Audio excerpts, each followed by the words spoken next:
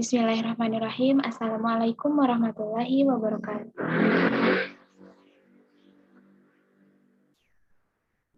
Perkenalkan, kami dari kelompok 1. Di sini kami akan mempresentasikan materi mengenai peradaban Mesir kuno dan hasil kebudayaannya. Izinkan anggota kami untuk memperkenalkan diri, dimulai dari saya. Perkenalkan, saya Kania Fitri Sanubari dengan nomor pokok mahasiswa 212171010. Perkenalkan, nama saya Ari Prasetyo dengan nomor pokok mahasiswa 212171505.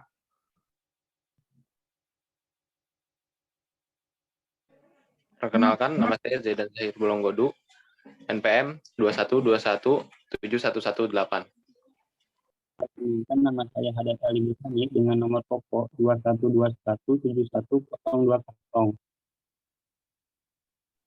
Terima kasih untuk teman-teman yang sudah memperkenalkan diri. Kita langsung saja masuk ke materi untuk mengefektifkan waktu.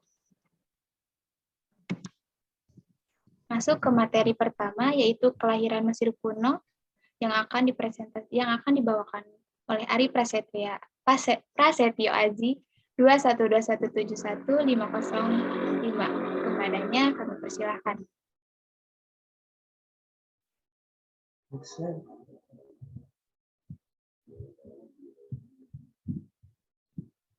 Baik, di sini saya akan menjelaskan tentang kelahiran Mesir kuno. Yang pertama, difaktorkan oleh lingkungan alam. Faktor geografis utama yang berkontribusi pada corak sejarah Mesir adalah Sungai Nil, yang selama jutaan tahun keberadaannya telah mengukir dasar sungai di batuan dasar Afrika Utara. Sungai mengalir ke Laut Mediterania melalui delta luas yang sekarang dibatasi oleh dua cabang utama, yaitu cabang Rosetta dan cabang Damietta. Selanjutnya, kelahiran negara Mesir berbeda dengan pusat-pusat kenegaraan awal lainnya. Mesir menawarkan kepada kita sebuah monumen seni unik yang secara praktis menangkap momen penting dalam sejarah ini. Ini adalah Palet Narmer. Palet Narmer adalah penemuan arkeologis Mesir kuno yang penting berasal dari sekitar abad ke-31 sebelum Masehi, mengandung beberapa catatan mengenai Mesir kuno. Menurut beberapa ahli, pelat ini menggambarkan penyatuan Mesir Hulu dan Hilir oleh Raja Narmer. Palet Narmer terkenal yang ditemukan pada abad ke-19 di deposit utama kuil Horus dan Hierakonpolis, dan mungkin disimpan di sana sekitar tahun 1400 sebelum Masehi sampai 3000 sebelum Masehi. Selanjutnya, stabilisasi awal negara Mesir. Secara keseluruhan, perubahan mendasar dan tidak dapat dibatalkan untuk sejarah tanah terjadi dengan cepat setelah itu. Selama apa yang disebutkan periode kuno atau dinasti awal, saat itu para penguasa Mesir yang bersatu, para Firaun, mencapai kemandirian ekonomi, menguasai banyak perkebunan negara, operasi pertanian yang tersebar di seluruh negeri yang menyerahkan hasil panen mereka kepada penguasa.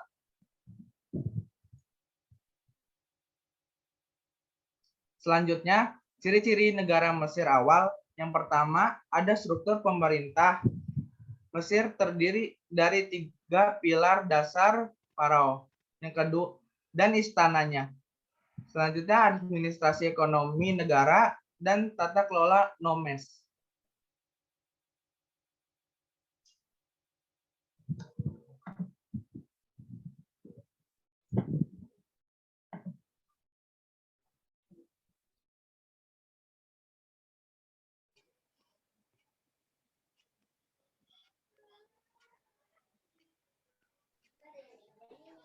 Lupa. Terima kasih kepada Saudara Ari Prasetyo Aji yang sudah memaparkan materinya. Kita masuk ke materi 2 mengenai perkembangan Mesir kuno yang akan dipaparkan oleh Saudara Zaidan Zahir Bolonggodu dengan nomor pokok mahasiswa 212171118. Kepadanya kami persilakan.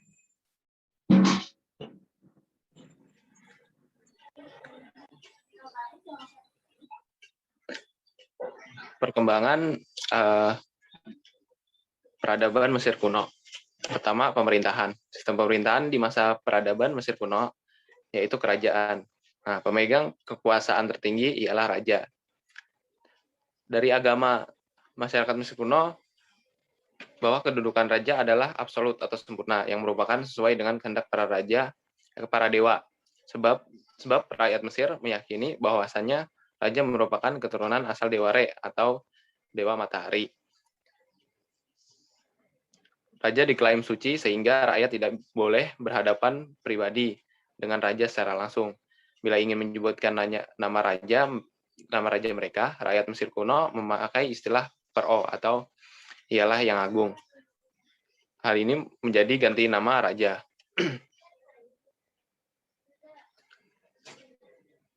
Istilah tersebut lama-lama diperoleh sebutan Paro atau Firaun. Nah, selain diperintah raja kerajaan Mesir kuno pula pernah diperintah oleh seorang ratu. Ratu yang terkenal itu namanya Cleopatra. Lalu kerajaan tua atau lama. Kerajaan Mesir tua di masa pemerintahannya berlangsung di masa pemerintahan Firaun Menes hingga pemerintahan Pepi II, 3100 sampai 2134 sebelum Masehi. Di masa ini kerajaan Mesir tua dikenal dengan abad piramida karena pada masa itu dibangun piramida-piramida yang ukurannya super besar. Raja-raja yang pernah berkuasa di masa kerajaan Mesir tua, pertama ada Firaun Menes, kedua Firaun Khufu, Chephren, dan Miserinus, ketiga ada Pepi I, dan keempat ada Pepi II.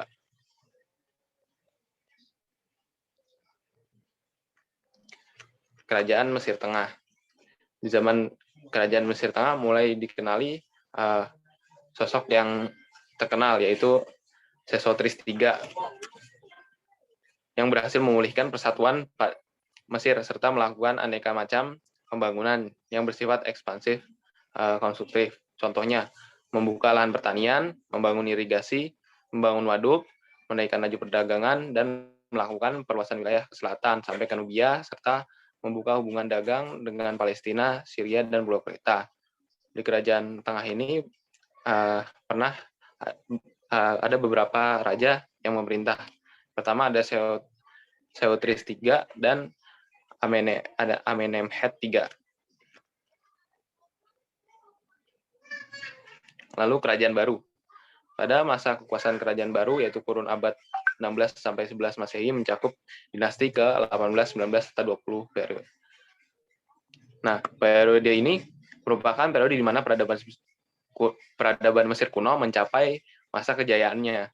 Berdasarkan dari sejarah berdirinya, kerajaan baru ini diduduki oleh bangsa Hyksos. Mesir mulai masuk di zaman kerajaan baru atau zaman imperium. Nah, para Firaun yang pernah berkuasa di zaman Mesir baru yaitu pertama ada Ahmosis I, kedua Tutmosis I, ketiga Tutmosis III, keempat Amenhotep IV, dan kelima Ramses II. Sistem kepercayaan.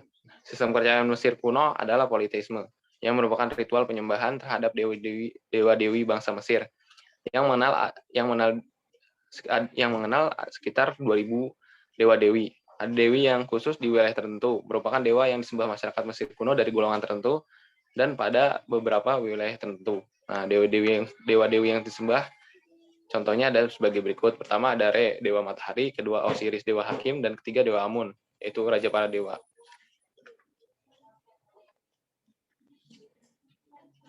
Sistem penulisan bangsa Mesir kuno.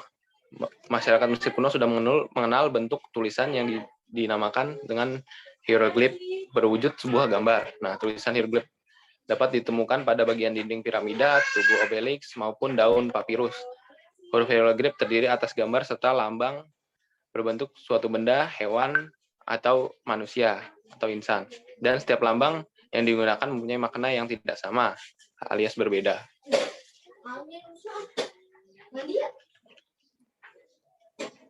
Sistem penanggalan. Bangsa Mesir kuno amat tertarik di astronomi atau ilmu perbintangan. Mereka telah memahami adanya perbedaan-perbedaan planet dan bintang pengetahuan. Kemudian mereka buat untuk menghasilkan sistem penanggalan.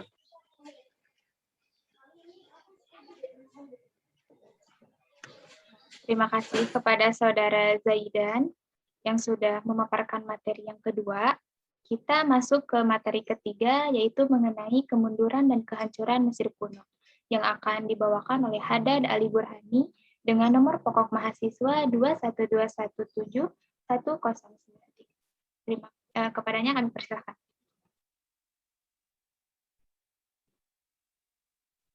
Kemunduran dan kehancuran peradaban Mesir kuno yaitu terdapat 4 poin. Poin yang pertama yaitu berakhirnya Old Kingdom, di mana banyak pejabat-pejabat tinggi yang ingin memisahkan diri pada kekuasaan pusat dan mendirikan kejayaannya sendiri. Dan pada saat sudah berakhirnya masa Old Kingdom, Mesir mengalami zaman kegelapan atau Dark Age. Dan poin yang kedua yaitu penyerangan yang dilakukan oleh bangsa Hyksos pada tahun 1800 Masehi. Penyerangan secara mendadak dan terjadi kekerasan oleh serbuan orang buas terhadap orang Mesir. Secara menduga juga, serangan itu terjadi dari arah timur, oleh suatu ras yang tadi tak dikenal. Dengan yakin, namanya ada di tangan mereka. Kekejaman mereka yaitu diantaranya kota-kota dibakar, tuyul-tuyul dewa ditaklukkan, dan terjadinya perbudakan. Dan poin yang ketiga yaitu serangan dari bangsa Romawi. Kaisaran Romawi menaklukkan Mesir pada zaman Ptolemeus dan menjadi bagian dari provinsi Romawi, menandai berakhirnya perkembangan peradaban merdeka Mesir. Dan sebelumnya juga Mesir kuno itu dijajah oleh bangsa Persia dan Yunani. Dan poin yang terakhir yaitu meletusnya gunung berapi pada 31 Masehi dan membuka jalan atau menjadi keuntungan bagi kekaisaran Romawi untuk mendominasi Mesir. Meletusnya gunung berapi ini menyebabkan penurunan suhu permukaan dan dapat menyebabkan berkurangnya penguapan air sehingga berkurangnya curah hujan. Dan menurut seorang ilmuwan yaitu Joseph Manning juga mengungkapkan bahwa kehidupan masyarakat Mesir kuno pada masa itu sangat bergantung pada banjir yang terjadi pada musim panas yang dibawa oleh Afrika Timur untuk menumbuhkan tanaman mereka. Letusan gunung berapi inilah menyebabkan tekanan sosial yang bisa memicu kerusuhan dan memiliki konsekuensi ekonomi politik lainnya.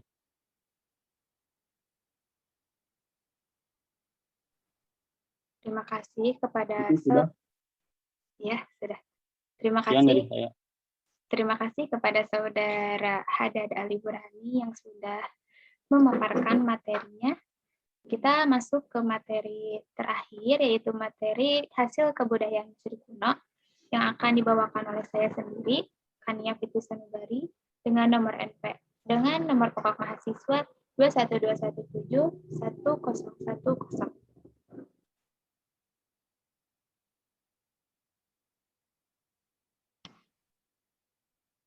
Dalam poin pertama mengenai agama dan kepercayaan.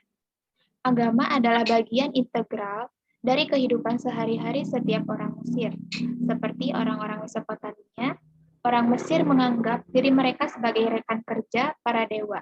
Tetapi dengan perbedaan penting, sedangkan orang-orang Mesopotamia percaya bahwa mereka perlu bekerja dengan dewa-dewa mereka untuk mencegah terulangnya keadaan awal kekacauan.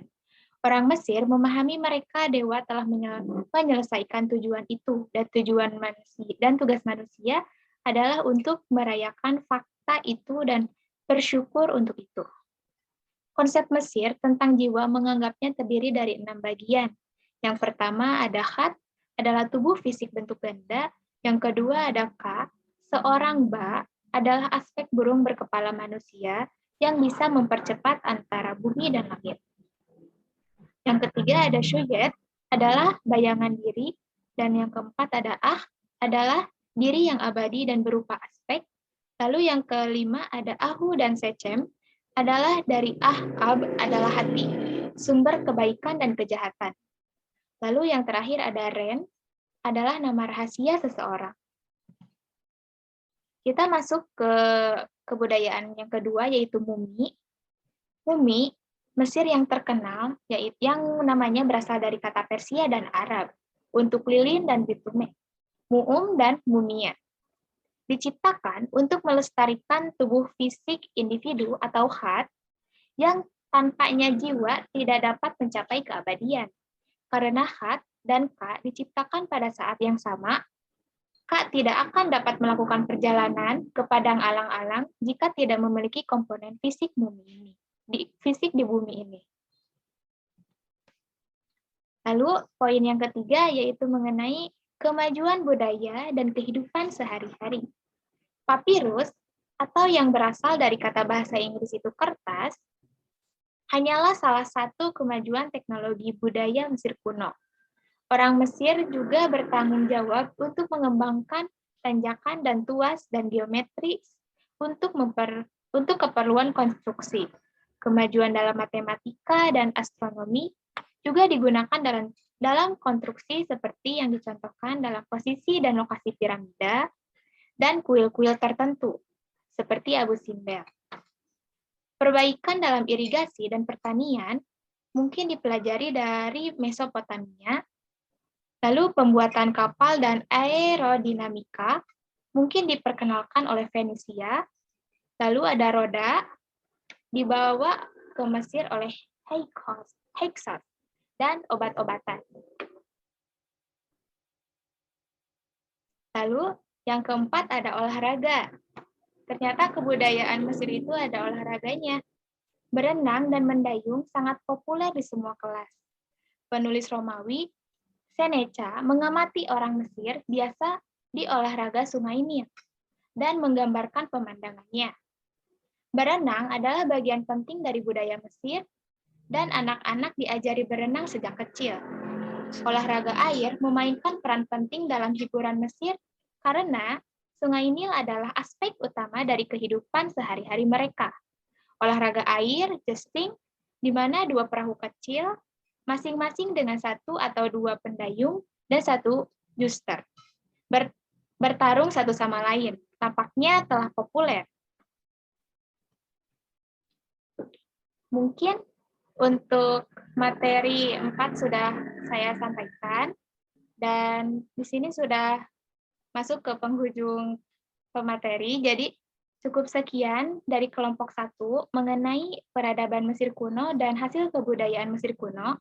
Mohon maaf jika masih banyak kesalahan, dan kami masih ingin belajar atas kesalahan tersebut. Terima kasih. Wassalamualaikum warahmatullahi wabarakatuh.